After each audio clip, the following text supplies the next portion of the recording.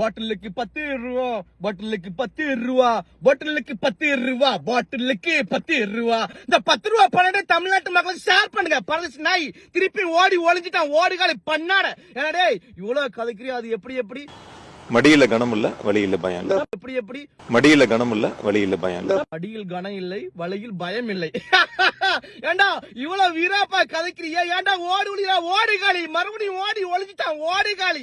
அதாவது மக்களே, இந்த லஞ்ச ஒழிப்புத்துறை வந்து டாஸ்மாக் உள்ள கேஸ்ல வந்து நாய்க்கு வழக்கு போட்டிருக்கு. இவன் மட்டும் இல்ல, மொத்தம் 7 பேருக்கு போட்டிருக்காங்க. ஒரு பக்கம் இந்த வழக்கு, இன்னொரு பக்கம் தாவேக்கா குதிரை பெற வழக்கு.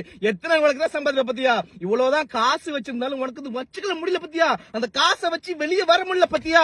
ஓடி ஒளிஞ்சிட்டான், ஓடிகாலி. நேத்து வந்துட்டு காலை மாலை சைன் வைக்க வரல மாப்பிள்ள. அந்த கடைசியா நடந்த அந்த கேஸ் இன்கொயரிக்கு பிறகு வந்துட்டு சைன் வைக்க ஆள் வரல, ஓடி ஒளிஞ்சிட்டான். தம்பிக்காரன் சொல்றான் வந்துட்டு, அதாவது இவரு ஹாஸ்பிட்டலுக்கு செக்அப்க்கு போனாரு, திரும்பி வரலன்னு சொல்றான். இவனுங்க எல்லாம் ஓடி ஓடி ஒளியறானுங்க.